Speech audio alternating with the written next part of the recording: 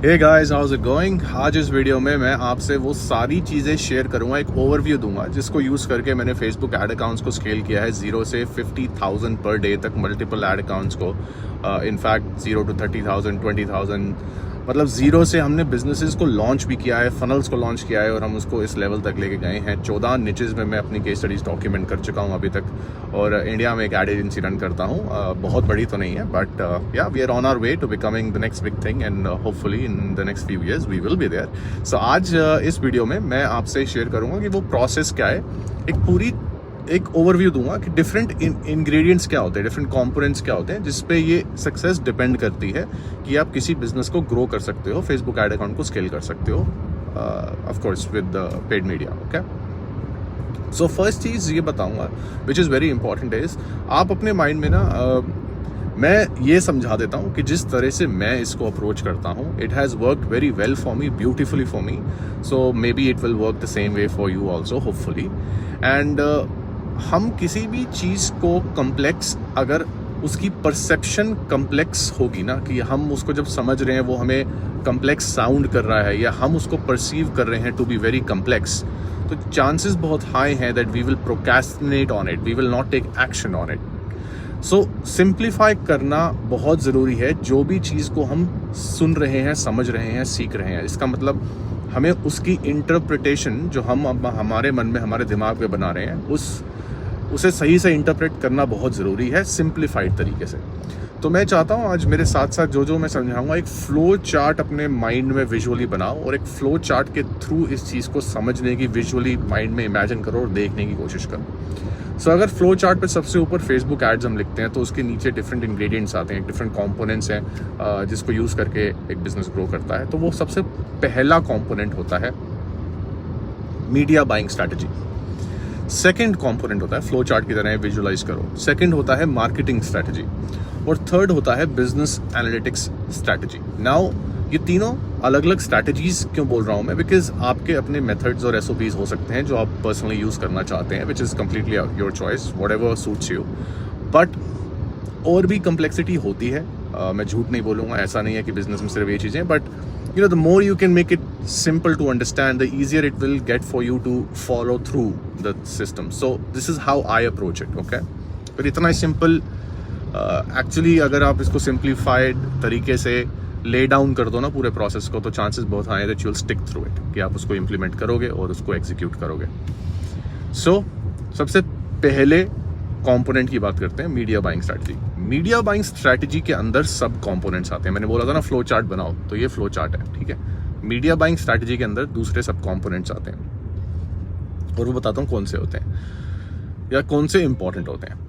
सबसे पहले तो आपकी जो कैंपेन स्ट्रैटेजी है, ठीक है, जो कैंपेन मैनेजमेंट स्ट्रैटेजी है, कि आप क्या कैंपेन मैनेजमेंट स्ट्रक्चर या स्ट्रैटेजी फॉलो करते हो, सबसे पहली वो।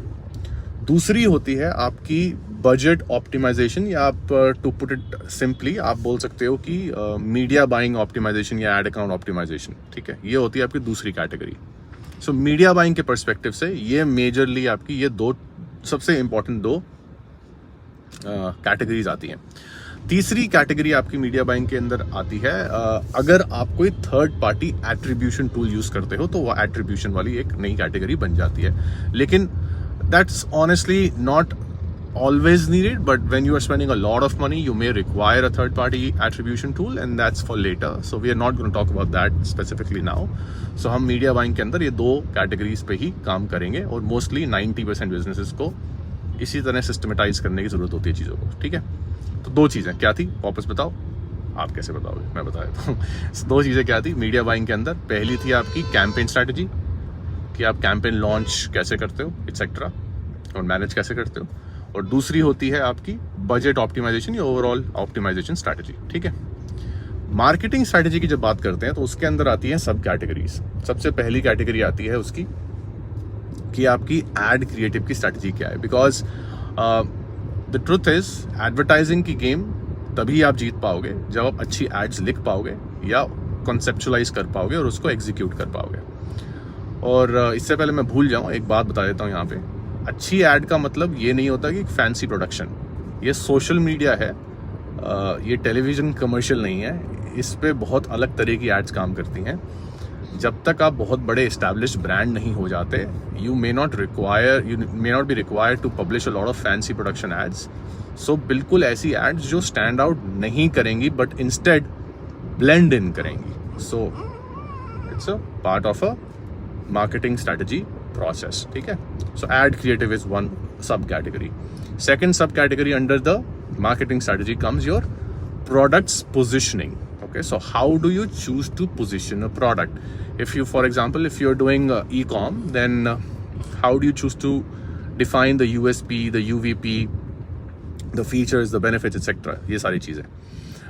If you're doing digital product, तो आपको offer creation, right? कि आप अपने आप को या अपने ब्रांड को या अपने प्रोडक्ट को किस तरह से पोजीशन करते हो. So that's your positioning strategy. Then which is also you can say part of a GTM. GTM stands for go to market strategy, but to simplify it, product positioning. Okay, so one is under marketing strategy, one is sub category is ad creative, second sub category is product positioning.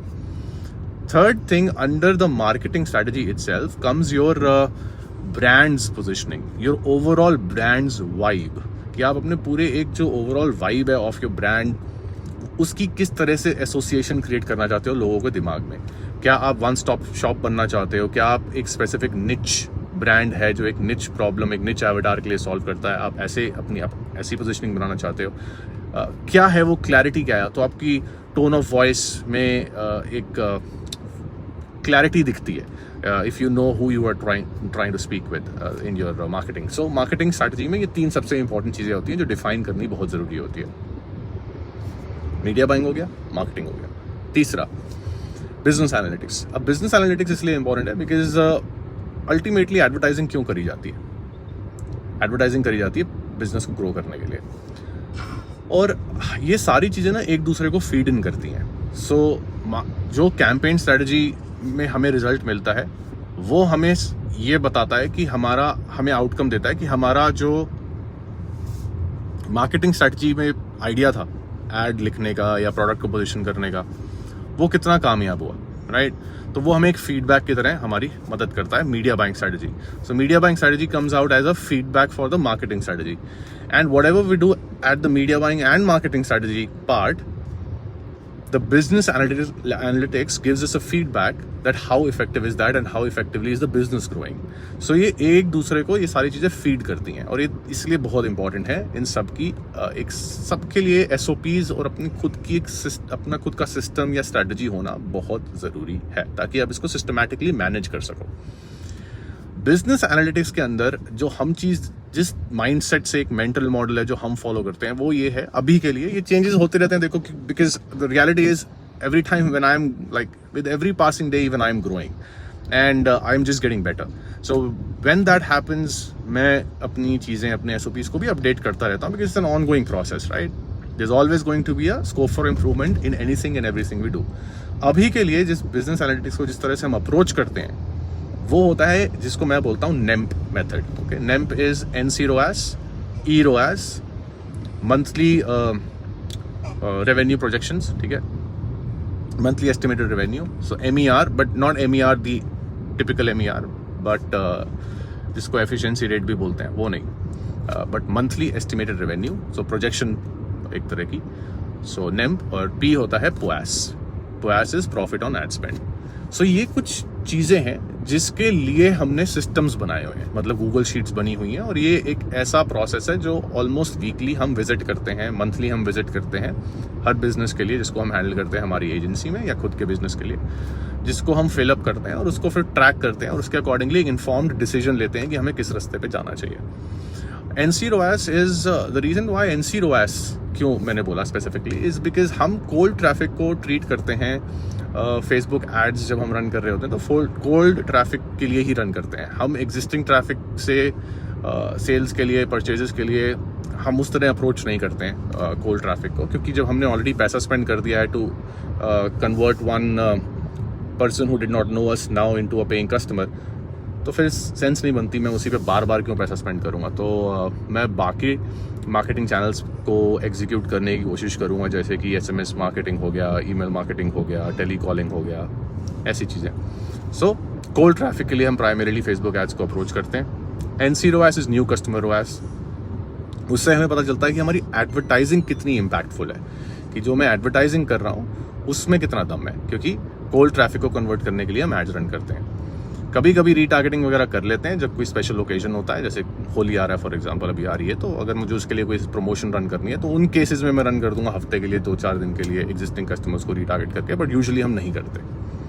So NC ROAS इसलिए होता है, ठीक है।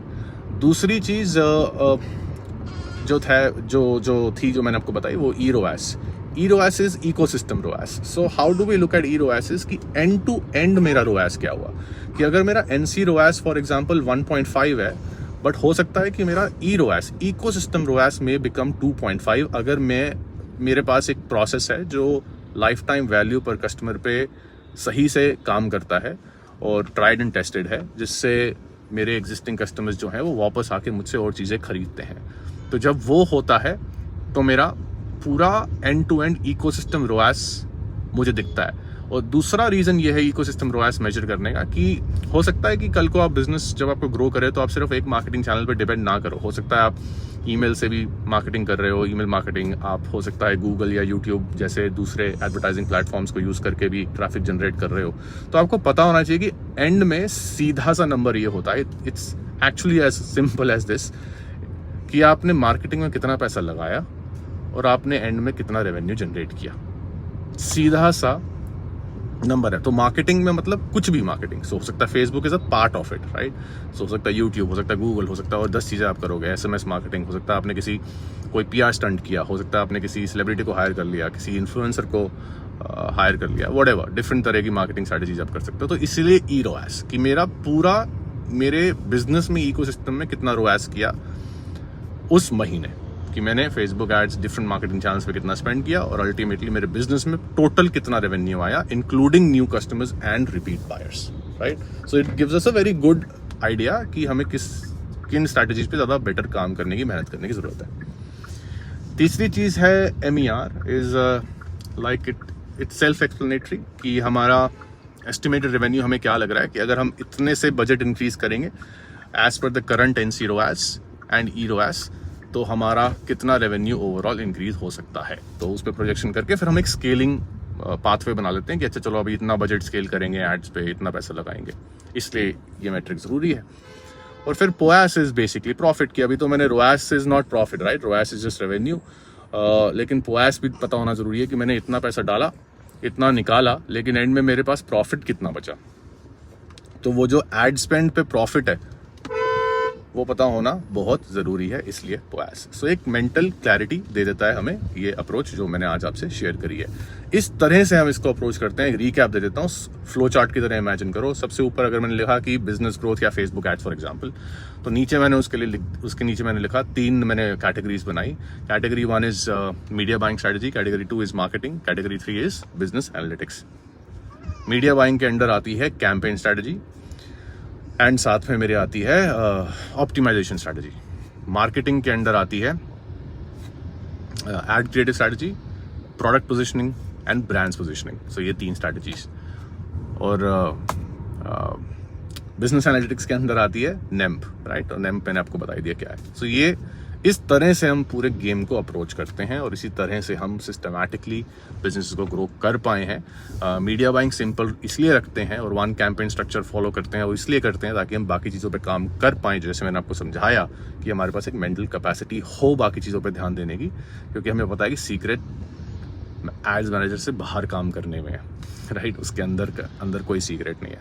And that's why we follow the processes that I always talk about in my videos, but that's pretty much it. अगर मैं optimisation के बारे में बात करूं तो ऑप्टिमाइजेशन जो मीडिया बाइंग का पार्ट है उसके अंदर भी हमारा एक SOP है कि ऑप्टिमाइजेशन लॉग शीट करके एक चीज़ है जो मैं मेंटेन करता हूं, जिससे हमें पता होता है कि डेली हमें क्या ऑप्टिमाइज करना है, कितना ऑप्टिमाइज करना है, बजट अप करना है, डाउन करना है, और फिर वीकली ऑप्टिमाइजेशन प्रैक्टिस होती है, जिससे हमें पता चलता है कि हमें कितने एड क्रिएटिव्स लॉन्च करने चाहिए, कितने एड क्रिएटिव्स अभी हम शॉर्ट हैं as per the creative scaling SOP। अगर मुझे इतने बजट पे स्केल करना है एड अकाउंट को, तो उसके लिए मुझे कितने विनिंग क्रिएटिव्स चाहिए, जिसके लिए मैं कितने क्रिएटिव से अभी शॉर्ट हूँ।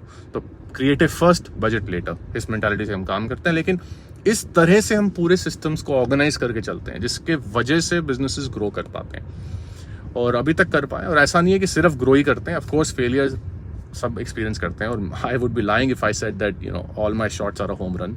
No they are not. I fail a lot, of course I do a lot of trial and error, and it's not enjoyable, but ultimately it's part of the process. But इसका मतलब ये नहीं है कि ये approach गलत है. Approach यही है बस. Failure is a part of the journey because it shows us the right path. Because failure, okay, forget about failures. Outcome is our best feedback. चाहे वो फेलियर हो, चाहे वो हम हारें, चाहे हम जीतें, वो एक आउटकम है, और वो ही हमारा सबसे ऑनेस्ट फीडबैक होता है. अगर हमें वो रिजल्ट मिला जो हम चाहते हैं, तो इसका मतलब हम जिस रास्ते पे हैं वो सही है, और हमें उसी पे वही मेहनत करती रहनी है, बेटर होता रहना है. अगर हम हार जाते हैं, अगर हम फेलियर एक्सपीरियंस करते हैं, तो हमें पता है that we are not good enough, शायद हमें इम्प्रूव करने की ज़रूरत है. So that's it for today. I hope this video adds value. कुछ एक पर्सपेक्टिव देना चाहता था आज कि किस तरह से आपको ऑर्गेनाइज करनी चाहिए चीज़ें, और कैसे सिस्टम्स को एकदम सेट करके ऑर्गेनाइज करके चलो, ताकि आप बिजनेसेस को ग्रो कर सको फेसबुक एड्स के थ्रू. तो बताना क्या सीखा इस वीडियो से. कोई क्वेश्चन हो तो ज़रूर कमेंट करके पूछना नीचे, and I would be more than willing and happy to answer the questions. बाकी ऐसे ही वीडियो बनाता रहता हूँ. अगर नए हो इस चैनल पे तो सब्सक्राइब कर लो. बाकी मिलते हैं अगले वीडियो में. Until next time, may the god of ROAS be with you. Bye.